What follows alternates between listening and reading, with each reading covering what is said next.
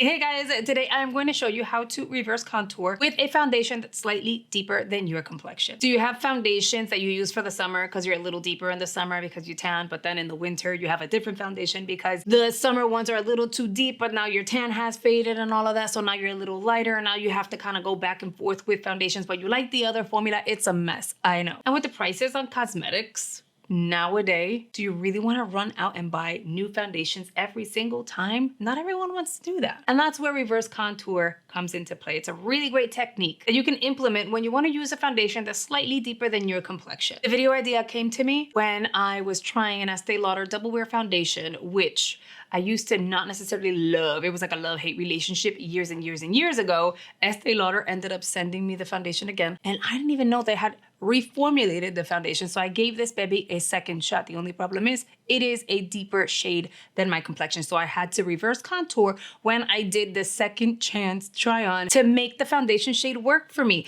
It is a foundation that I have on my skin right now, and you would never think it is that deep. This is Maple Sugar 4 and 3. It's easily about 2 shades deeper than what I would need for my complexion. So reverse contour was the solution for that particular try on. I asked whether people were interested in seeing how you can easily reverse contour with the product that you have at home, and I got the thumbs up on it, so here we go. Really quickly, make sure you're doing all the things for me. Make sure you're hitting the like button. Make sure you're subscribed to the channel if you're new here, because we love welcoming new people to our family here on the YouTube. And make sure you're commenting as we go along. Your interactions help my channel out by telling YouTube you're enjoying the content, but it also helps you because YouTube will curate your feed based on what you like going forward. All right, guys, let's dive on it. My hair is pulled back for this video, and that's because I'm in business today, okay? Or reference, this shade is F.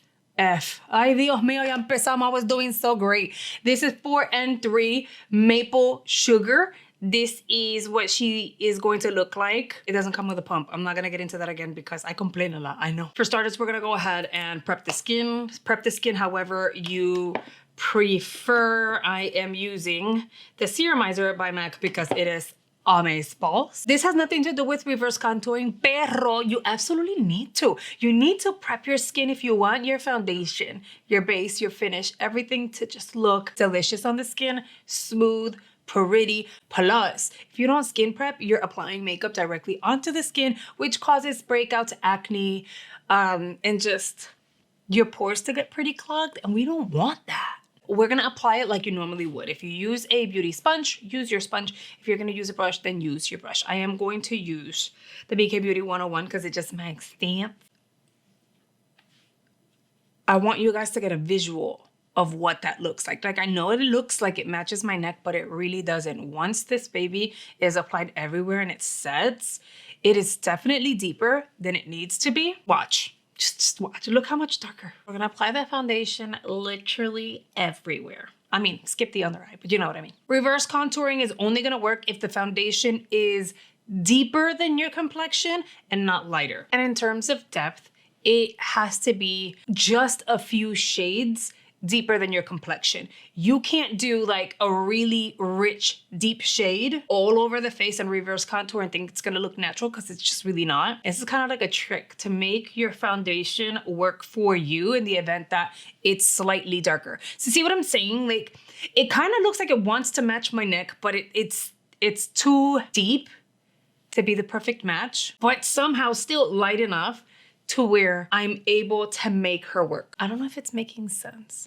I feel like I love explaining things, and in my brain it makes sense. Let me grab a really deep shade for reference so you guys see what I'm saying. This is a contour stick, however, I just wanna give you the idea so that you can kind of see it. If you have a foundation that's basically like a cocoa shade, something similar to this, or even this, it's gonna be a little harder for you to be able to reverse contour and make it work. The idea of reverse contour is to highlight the areas that should be lighter and leave the complexion item that you're applying that's too dark alone and let it be your bronzer in a way. And I still feel like it's not making any sense. So let's just say this. You know how you usually apply your foundation and it's like your perfect shade match, right? And then you go in, bless you, and then you go in with your bronzer, and your bronzer is going to add that dimension. So you're doing it backwards. You're gonna use that foundation shade that is not exactly your color, but it's like 2 or 3 shades deeper. Apply that all over the face and consider that being your bronzer already on. Oh, I think that makes more sense that way. Then we're gonna apply our concealer. For today, I'll use True Match by L'Oreal. It's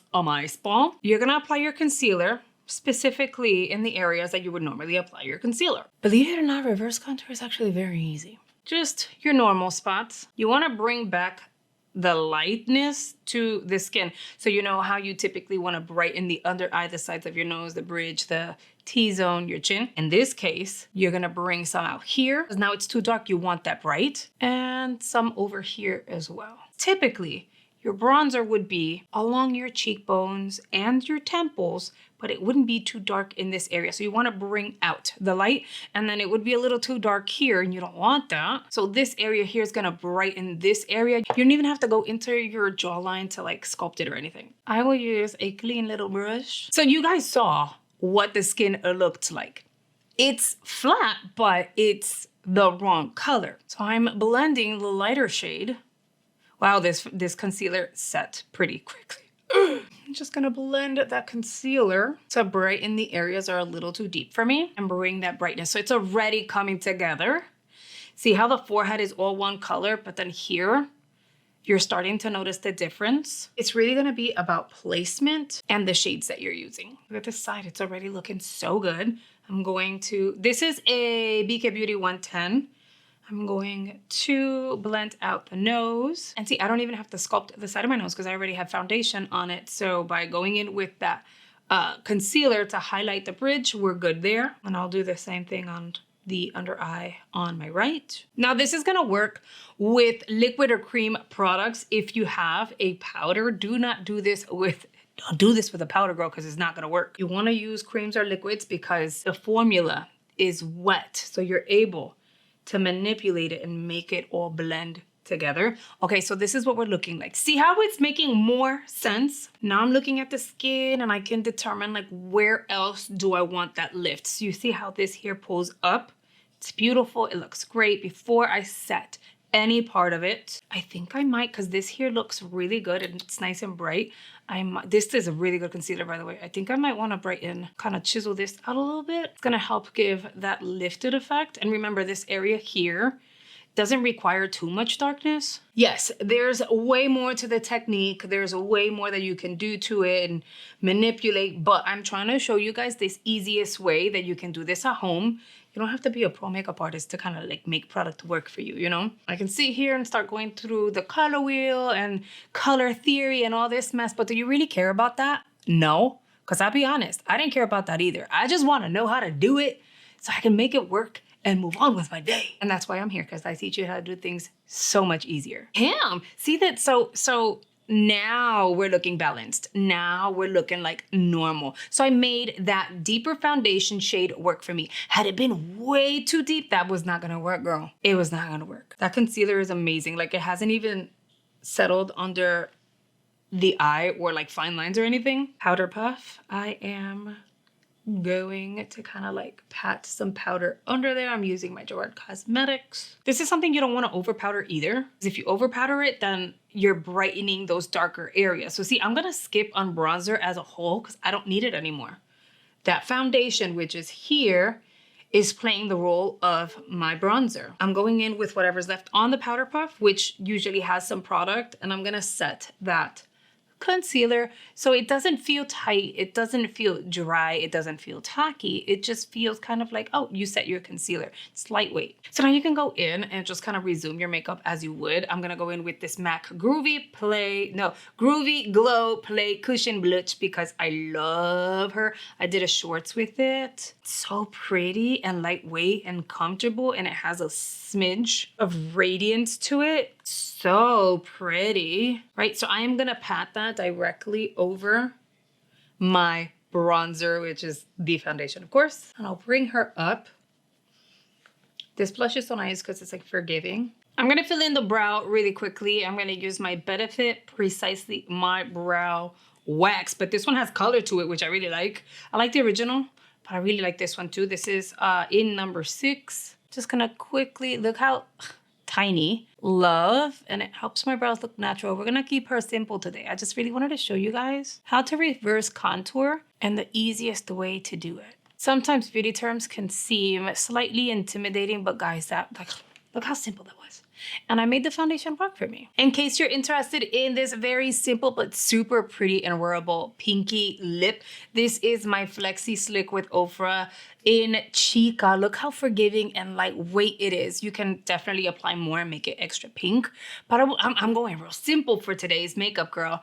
And then I also used an e.l.f. lip liner I recently hauled, which I'm actually really liking. I don't know why, but this one doesn't actually have a name on it, but based on my receipt, I think it's called like Baddest Beige. Anyway, how pretty is that combo? And then all I did to the eye was curl my lash because, again, we're keeping it simple today. And that is how you can easily reverse contour to make a foundation that's slightly deeper than your complexion work for you. I really hope you guys have enjoyed today's video. Make sure you let me know in the comments whether or not you feel like this is gonna work for you. And I'll see you guys in tomorrow's video. Bye, guys.